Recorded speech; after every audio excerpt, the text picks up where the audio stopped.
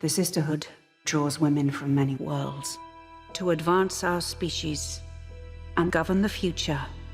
Now is the time to secure the throne and protect the Imperium.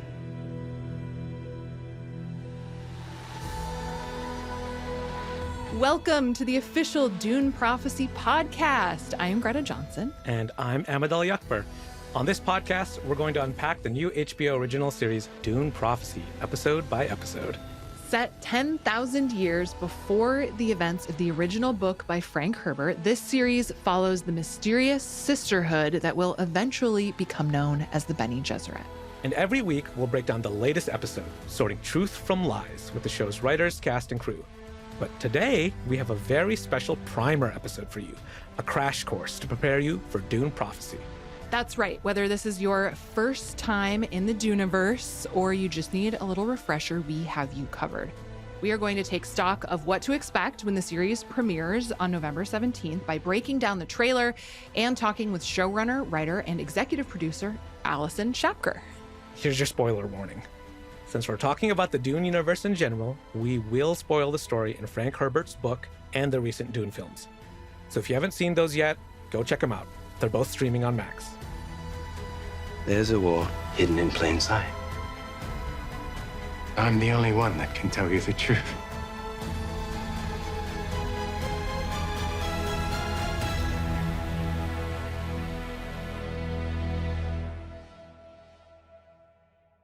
So Dune Prophecy is set in the same universe that Frank Herbert first established in the first Dune book that came out in 1965. Yes, and of course, that is the same book series that inspired the two recent Dune films directed by Denis Villeneuve and produced by Legendary Pictures, which star Timothée Chalamet and Zendaya. But this TV show takes place 10,000 years before that timeline that we're talking about in those movies.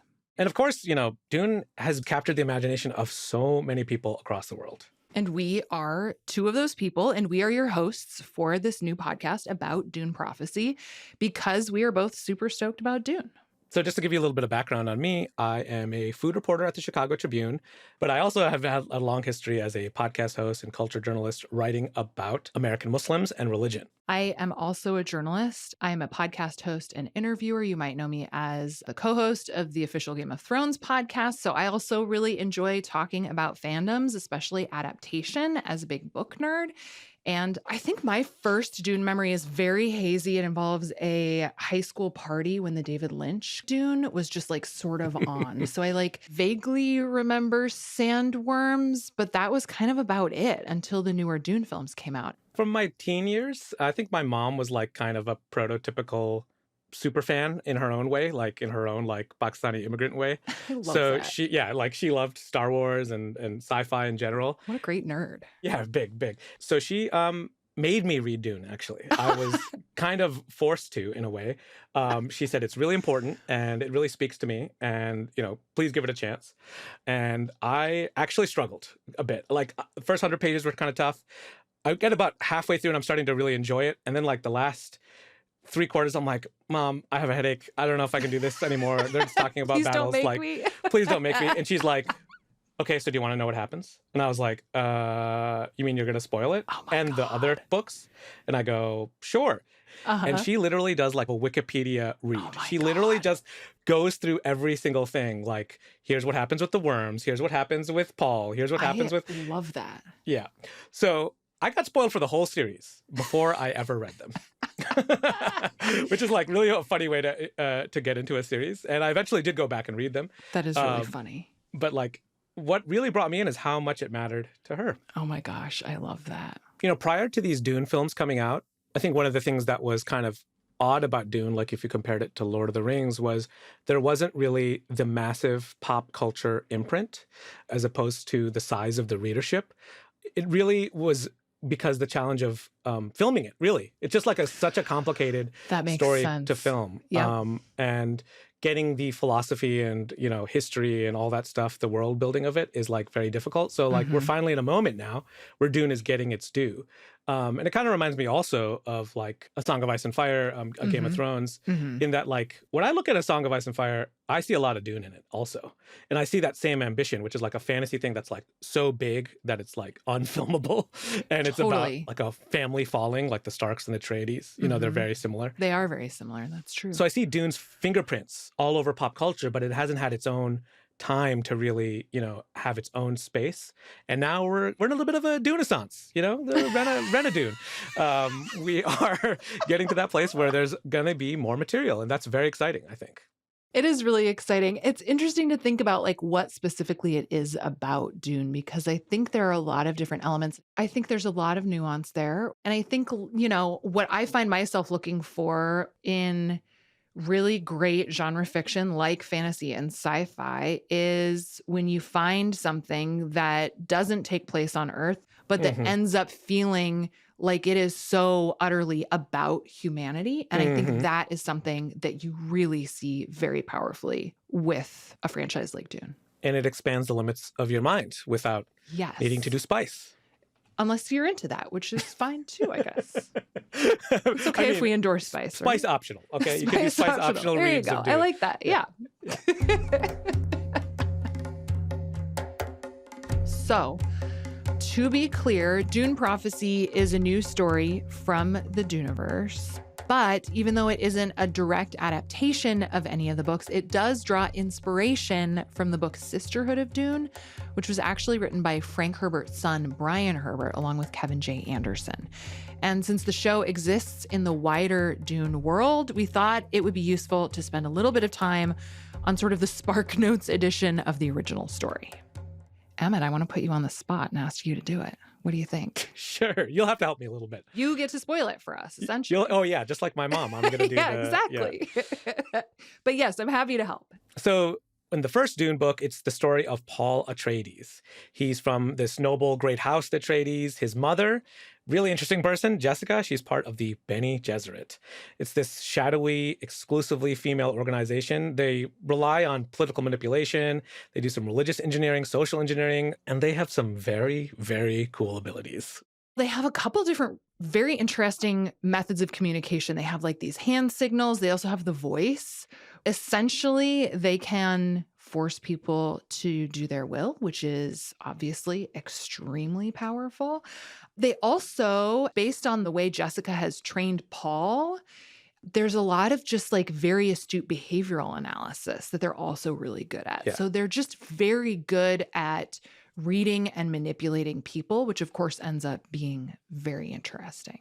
Yes, they can read lies, which makes them both very useful to politicians and also terrifying. So it kind of makes, politics a little different in this world. And one fun thing about the voice is that, which I really like the way it's described, is like, it's almost like a suggestion. Like when they command you to do something, you don't even realize you're doing it until you do it. That is really cool. So the story kicks off when Paul's family gets reassigned to a new planet by the Emperor of the Imperium, which is like kind of a fraught political system that they're a part of. They usually are. Yeah. So the planet that the Atreides get reassigned to is called Arrakis, a very inhospitable desert planet with these monster-like creatures called sandworms. House Atreides is there to take it over from the Harkonnens, which is another great house. Historically, not very nice guys. They have a lot of ambitions of power, and they rule over the people of Arrakis, the Fremen, with an iron fist. Atreides, on the other hand, they're kind of like prototypical noble house kind of thing. You They're could really nice colonizers. Yeah, they're the nice guys. Yeah. I mean, they care about honor. Let's put it that way. Yes. You mentioned the Starks earlier. That's a very, very high connection. Like if you know that family, you're there. They're good to their people. They're not going to kill their people for no reason, whereas the Harkonnens might. Let's talk a little bit more about Arrakis because it's a really politically important planet. Yes. And that's because it's the only source of spice in the entire universe, which is a really important word. This is where it gets weird, guys. Yeah. It's the beginning of everything weird is spice in the world and in my life. Spice is used for intergalactic space travel, and Arrakis is the only place you can get it. It does a lot of funny things. It has a lot of different things. You can eat it. You can breathe it. It turns your eyes blue. Yeah. It gives you a little bit of let's say, collective consciousness. I think it's probably I think it's probably sort of like a psilocybin mushroom situation where like you maybe will have visions, or yes, the collective consciousness thing I think is a good way of putting it too. It's like a way to tap into higher wisdom, perhaps. Yeah, but it's like it lets you ascend in many ways. Yes. You know, it lets you do something beyond the capabilities of a regular human. And people who are addicted to spice can get really messed up. Like they can become more than human. Everyone in this world, by the way, is human besides the worms. There's no real like other aliens. We're all talking about humans here. Yeah. The Fremen. Let's talk about the Fremen, Greta. Mm-hmm. Yes, the Fremen live in this desert. It's supposedly uninhabitable, but they are definitely there. There are also these giant sandworms that the Fremen call the Shai Hulud. And the Fremen have lived on Arrakis long before either House Harkonnen or House Atreides, and they have their own relationship with the land. Fast forwarding a little bit, when the Atreides get to Arrakis, they try to settle in, but they are betrayed by the Harkonnens with the help of the Emperor. It was all a ruse to get rid of the Atreides. Paul's father, Leto, is killed. And Paul and his mother, Jessica, they flee to the desert and they join up with the Fremen. And a lot of the things that differentiates the Atreides from the Harkonnens is that Atreides see Fremen as a potential resource, you know, like not just kind of the savages that Harkonnen saw them as. And so Paul has that in his head. And so he kind of joins the Fremen. He really becomes a part of their community, not just to avenge his father, but also because of a genuine connection to the Fremen.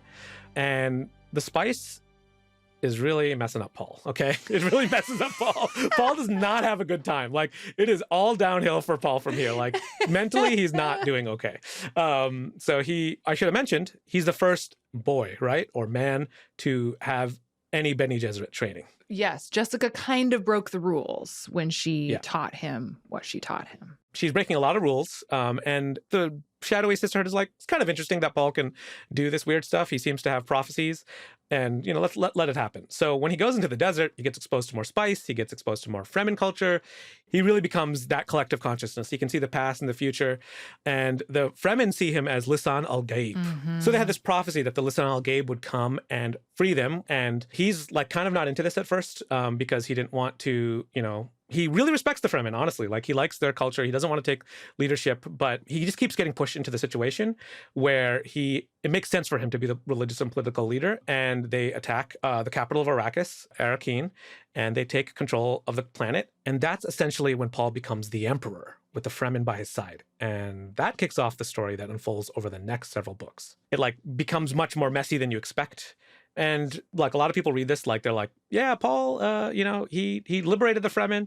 But author Frank Herbert said the difference between a hero and an anti-hero is where you stop the story. I love that. So for a lot of people, they read that first book and they're like, Paul did the thing. That's great. And then there's all this other stuff that is going to complicate your notion of, was it appropriate for Paul to do what he did? Mm-hmm. I love that. I think it's really interesting. And I think it speaks to how often, I mean, we love putting hero on a pedestal and calling it a day, right? So this is more complicated than that. And Dune Prophecy is also going to occupy that gray area. Yes.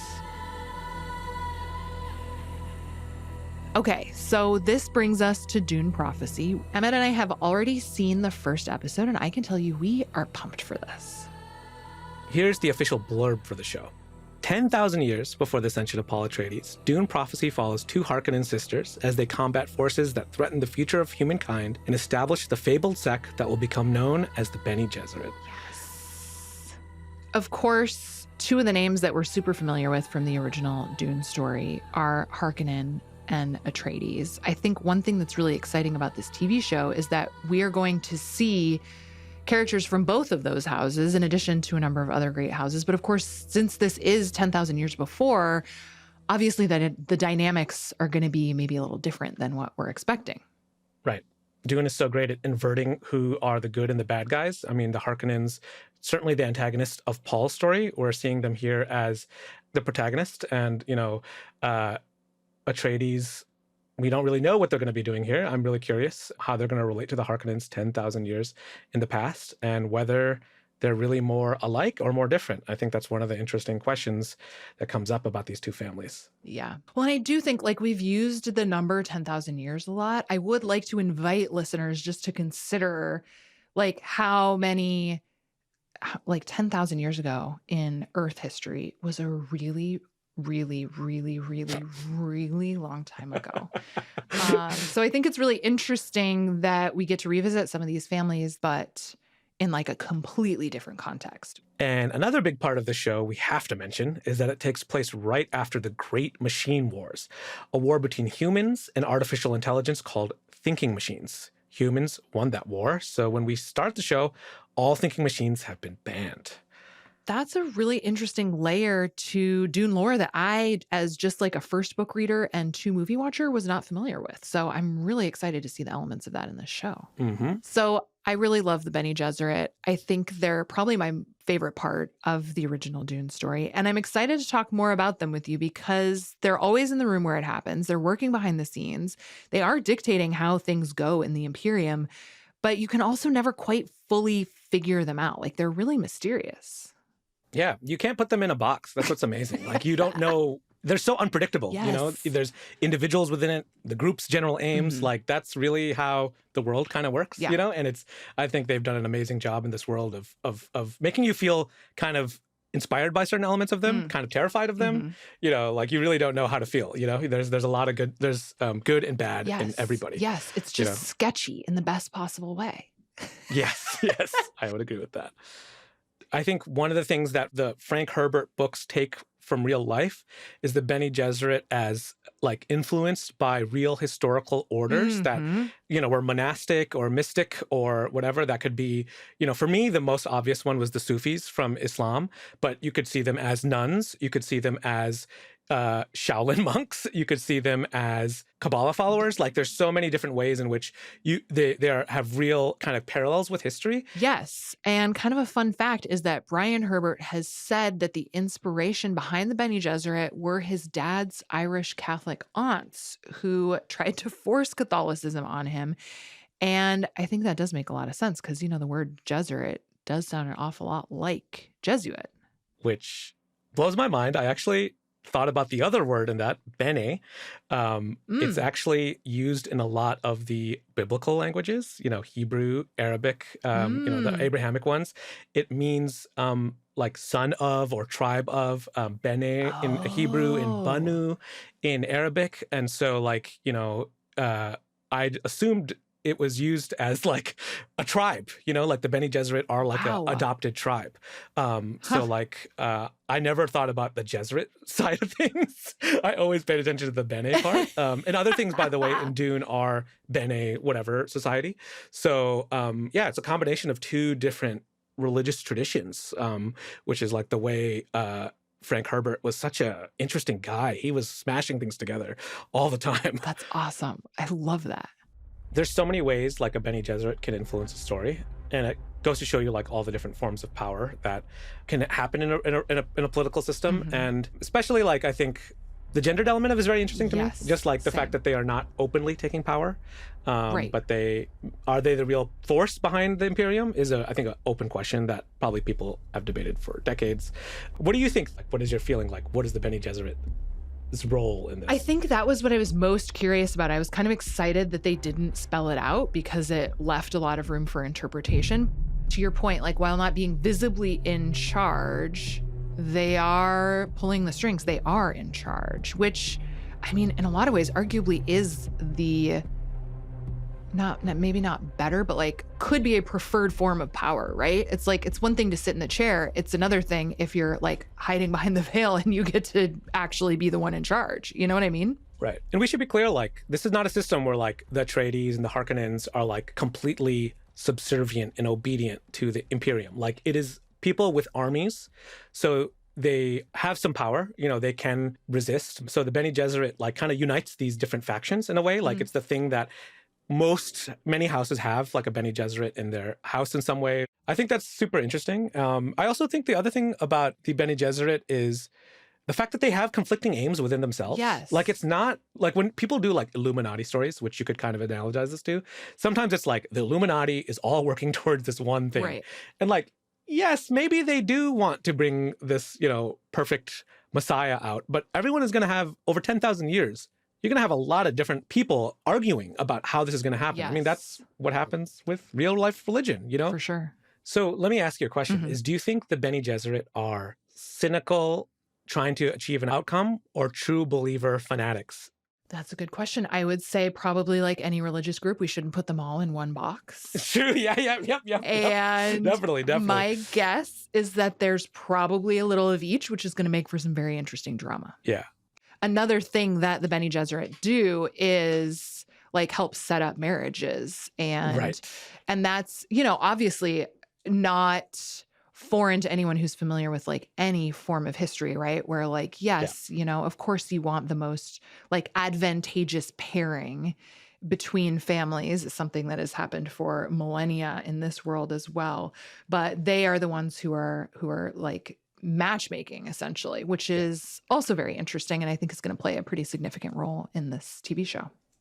Greta, what do you think about the fact that the Bene Gesserit are often referred to as witches, both in like a in-universe sense, but also in like a historical sense of what witches mean in our world? That is a very good question. When I was watching one of the Dune movies with my boyfriend recently, I was like, ooh, these are the witches. And he was like, can we say that? And I was like, yeah, man. So I do think there is some, I do think there has been like a resurgence or a retaking of it, which I think is pretty exciting. I mean, I have a lot of friends who like will like actively consider themselves to be witchy or would identify as a witch. I am not one of those people, but I love it. I'm like, let's fucking go. Well, I just think it's interesting. Like in the 60s, I'm sure some of those like reclaiming witchiness movements were existing. And it's kind of almost surprising because you see the way in which he obviously very much values like women's power that has been historically demonized. Right. I mean, they burned them, like it was not that long ago in American history. Yeah, no. Yeah. So the Bene Gesserit feel like a little bit of like an an alternative kind of rendering of this witch history. Yeah. Yeah. And people use witch as a slur against them, basically. Like, that Bene Gesserit witch. Like they'll say that in there. Witch. Which people do say in real life too. Yeah. I think it's really exciting. I mean, I did an interview with this author, Madeline Miller, several years ago, and she wrote a book called Circe, which is sort of an inversion Amazing of book. the Odyssey, where it's about Circe the witch on the island who turns Odysseus' men into pigs. And right at the end of this interview, I asked her if she considers herself to be at all witchy. And she essentially says, like, I think any woman in a society who's wielding more power than society wants her to have is a witch. And I love that definition so much. I think it totally relates here too. Absolutely. All right, I'm really excited about this part. We're going to break down the trailer. There are a lot of teases in there. Mm-hmm. The Imperium is a circus of fear and rumor. I'm surrounded by vipers. If I lose control of Arrakis, the great houses would feed me to the worm.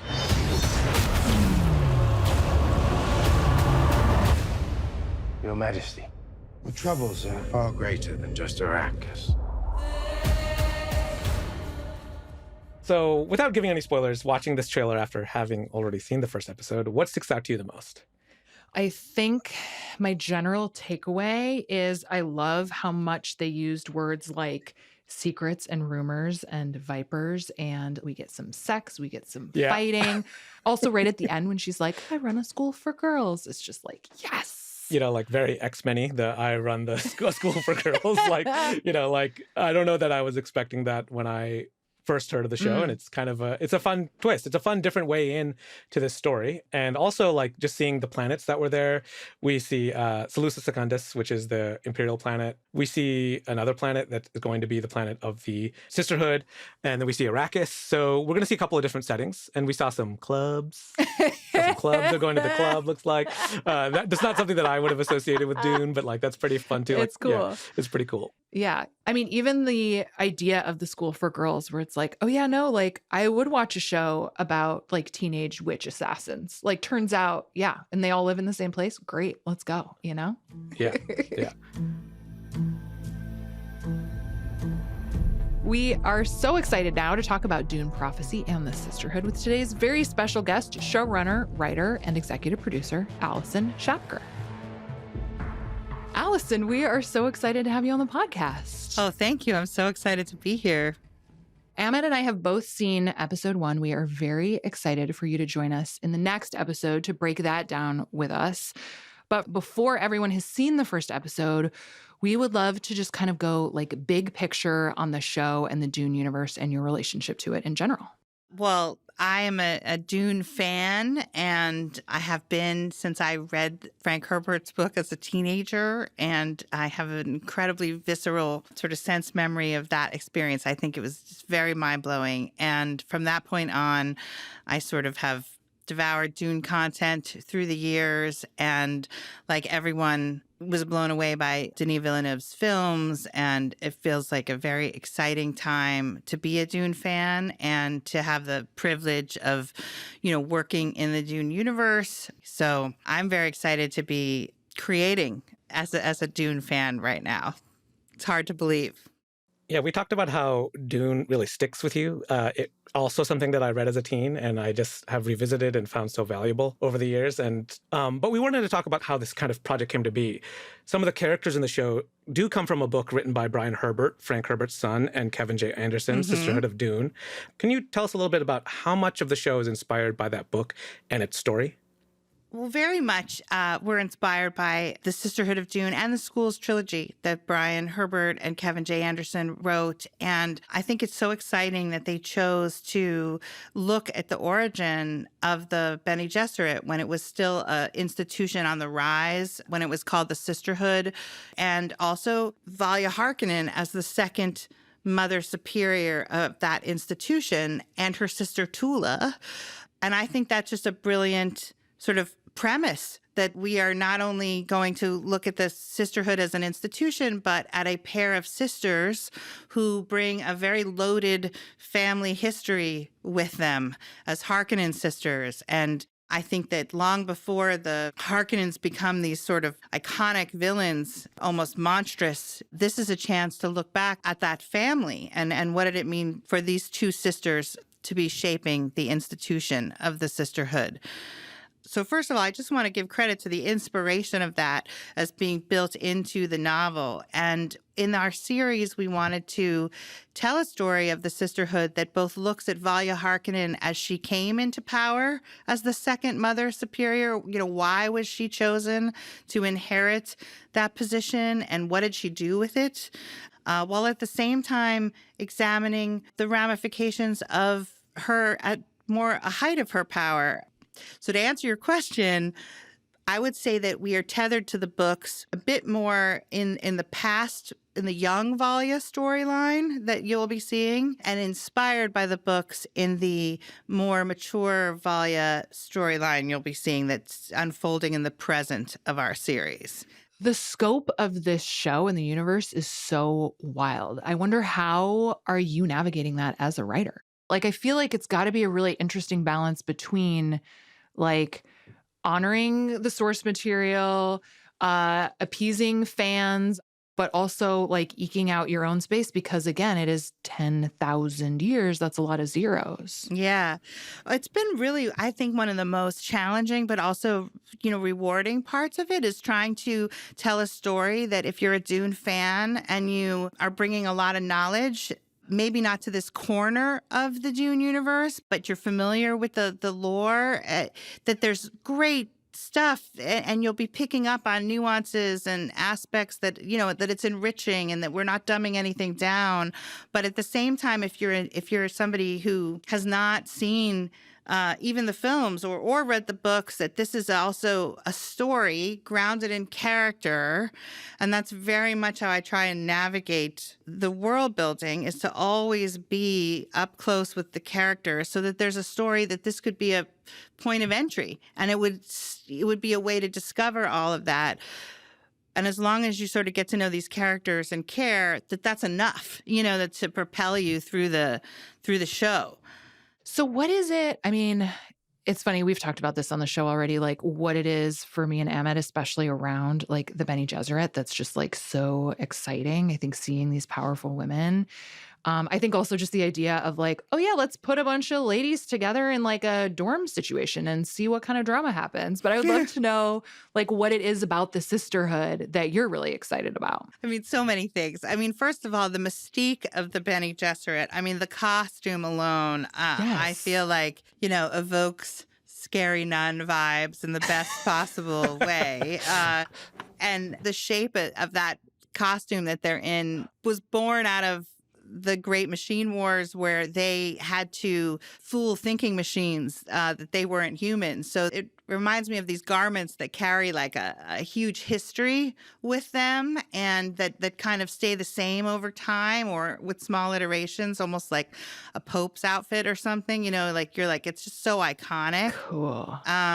So I definitely think their look and their veil and the mystery and the intrigue of who they are in their sort of public facing way is really alluring. But I also think we get to kind of go behind the veil and go into the sisterhood and see, like you said, you're at an all-female institution, and what are they doing behind closed doors? And I think it's really fun. And one thing we found is that weirdly, there are just layers to the intrigue. Even when you're in their school, there's more and more to discover about them.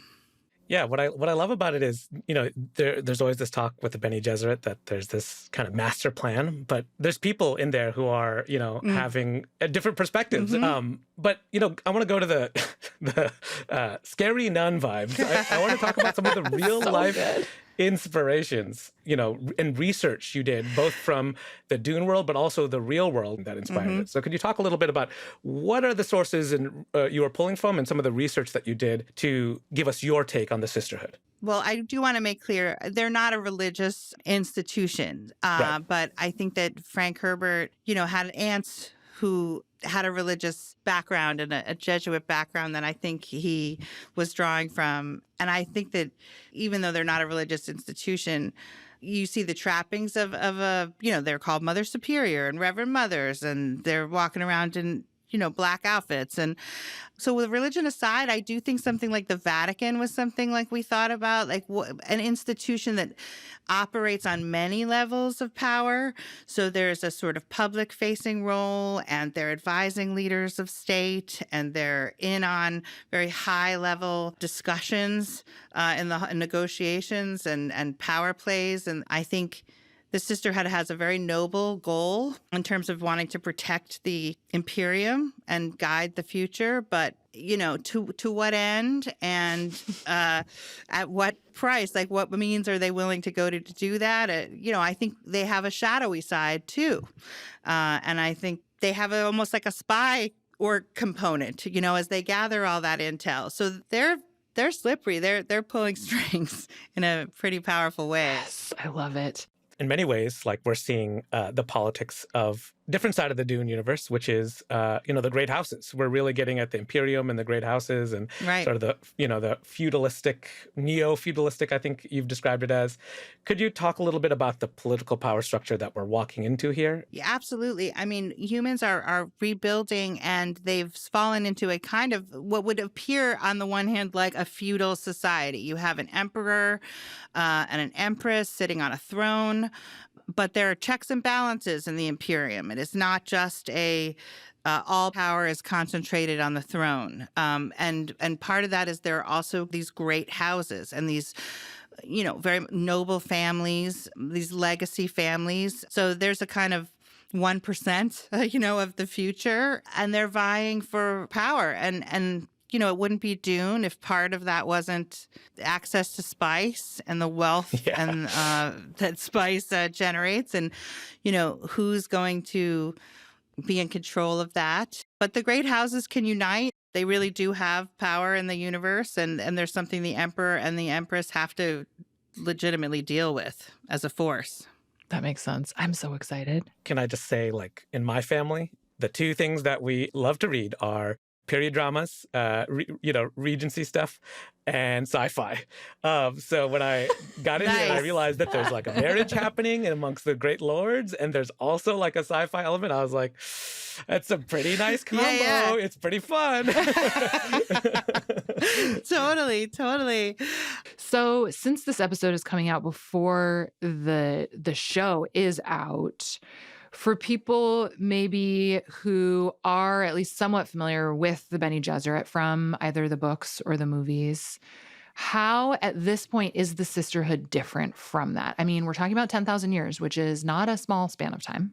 Well, I think the Sisterhood is in its younger, along with the Imperium. I mean, this is a phase of rebuilding. I think they're in a more fragile state. I think they are certainly growing their power and growing their reach in this time period, and they are coming into their own as an institution, but they don't have a lock on it. And other schools are also rising, because people no longer can use advanced thinking machine technology or artificial intelligence or all these things in the future that humanity came to depend on, but then eventually found themselves subjugated by. And so after this great struggle, with mass death and suffering, humans are now thrown off their oppressors, but that leaves a void. And who's going to fill those roles? And the Sisterhood is stepping up, I think, to help with the rebuilding and to push human evolution forward.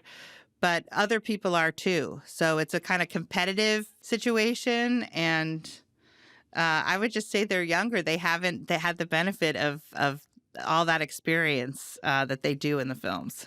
Well, I think we should talk about the Great Machine Wars because that is certainly something that is really important to the show, and maybe movie watchers who have not read the books are a little less familiar with. Can you tell us a little bit about what those were and where the kind of Imperium is at as a result of those machine wars? Yeah, I think one of the things, look, I feel like Dune is very pertinent, especially now as we're rushing headlong into artificial intelligence. And we're going to be, I think, for better and for worse and for consequences that have yet to be shaped, giving over power in some ways. And I think that Dune imagines a world where humans went on that ride and ended up giving away too much power and actually became enslaved by the machines that they had created. So we're on the other side of a very long war that had to be fought to free humanity. And now we're at a period where humans are very much like rebuilding from the brink of extinction almost. Like I think as a species, and there have been ways in which they've regressed. Like they're in this feudal kind of situation. But basically, we fought the machines and we won. And what now? It makes me wonder, how would you even go about banning new technology? Like, how do you stop people from accessing technology that they've used for so long? Yeah. Can you really put a genie like that back in the bottle? And all those impulses in human beings are still present, even if you've banned the technology. And so, how stable is that prohibition? I think, you can look at other moments of prohibition in history and you realize like there's a tension there to trying to keep something down. But again, time muddies people's memories and so I don't know. It's a slippery slope. We'll see. We'll have to see what's going on with technology in the Imperium.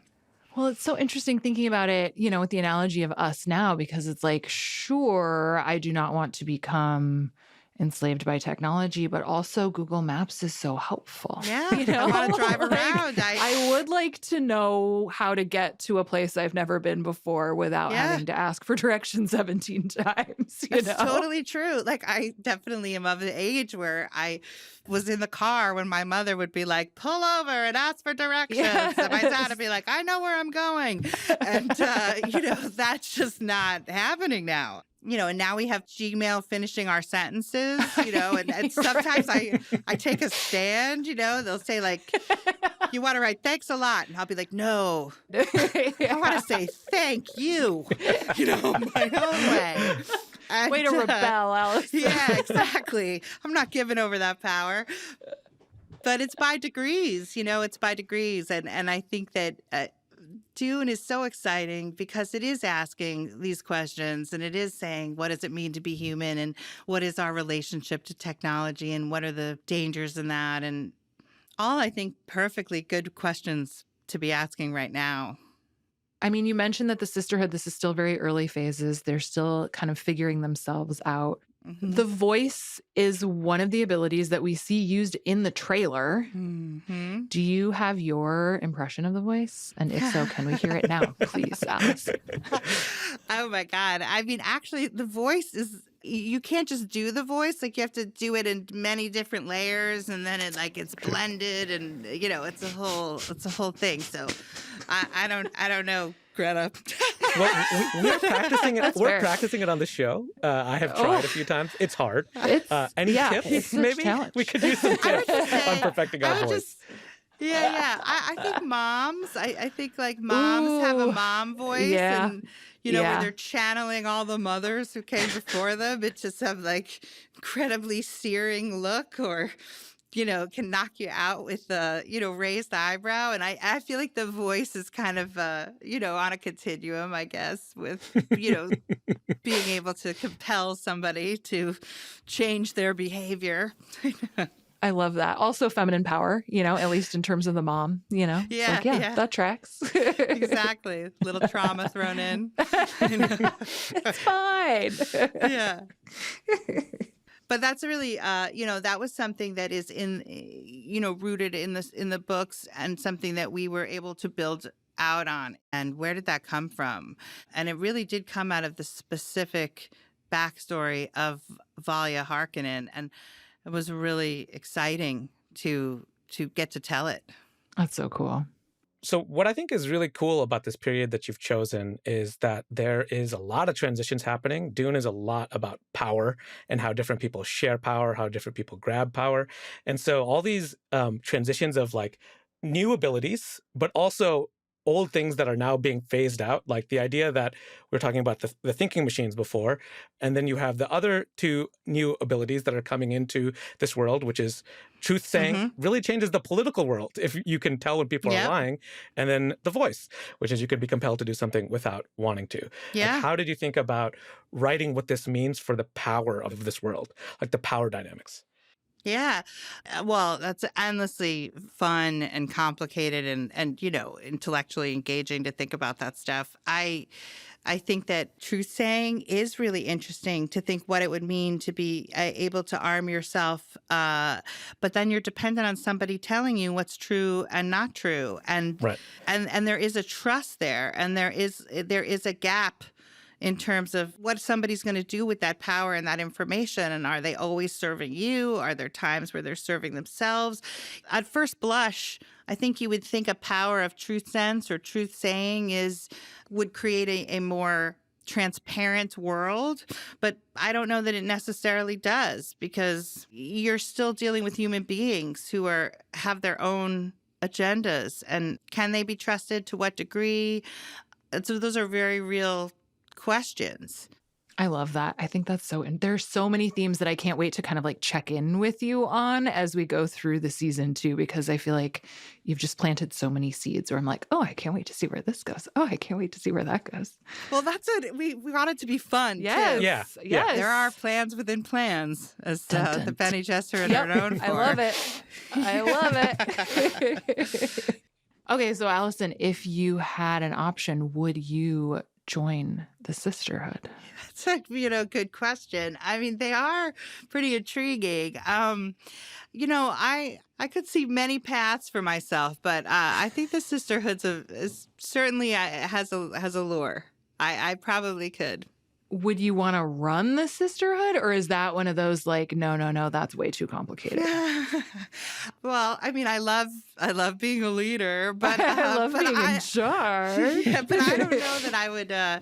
I don't know if I would have the fortitude that some of these sisters have. Ultimately, they really are asked to take actions that I do think in 2024 and the morality of 2024 are a bit different, or at least as I see it. Like, I think like we're a more individually based, or at least like a lot is centered around the individual. And I think one of the things that does come out of being in the shadow of a war where humanity was pushed so close to the brink is people had to make massive sacrifices for the collective good of humanity. And I think that is something our sisters are called upon to do. I think being a sister asks you to really go to some very difficult and, you could say noble, or you could say, whatever, but places where you're called upon to sacrifice what you might want individually for the good of the order or the good of humanity. And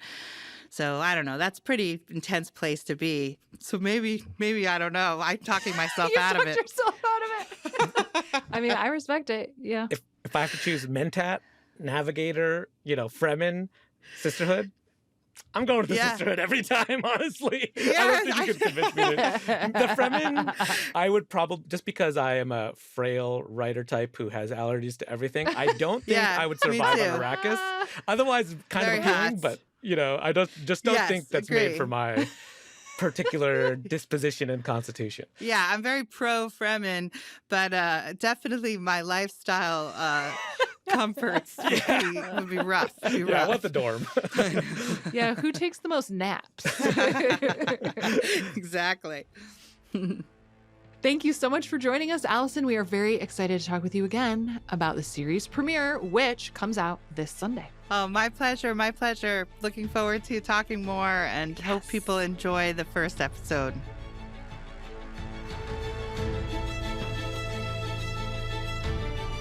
All right, that's it for now. We will be back this Sunday, November 17th, right after the series premiere airs on HBO and streams on Max. We are going to unpack it all with special guests from the show, so be sure to subscribe so we are in your podcast feed. And if you like what you're hearing, don't forget to leave a rating and review on your podcast player of choice, and find us on the Dune Prophecy social media handles. The official Dune Prophecy podcast is produced by HBO in collaboration with Pineapple Street Studios. I'm Greta Johnsen. And I'm Ahmed Akbar. Our executive producers for Pineapple Street are Gabrielle Lewis, Jayanne Barry, and Barry Finkel. Our lead engineer for the show is Hannes Brown. Pineapple's head of sound and engineering is Raj Makhija. Pineapple's senior audio engineers are Marina Pais and Pedro Alvera. This episode is mixed by Hannes Brown. This episode was edited by Darby Maloney, and our producers are Ben Goldberg and Melissa Akiko-Slaughter. Special thanks to Becky Rowe, Allison Cohen, and Aaron Kelly from the Max podcast team. Thanks for listening, and remember, trust no one. No one at all. I run a school for young women. We're not a threat to anyone.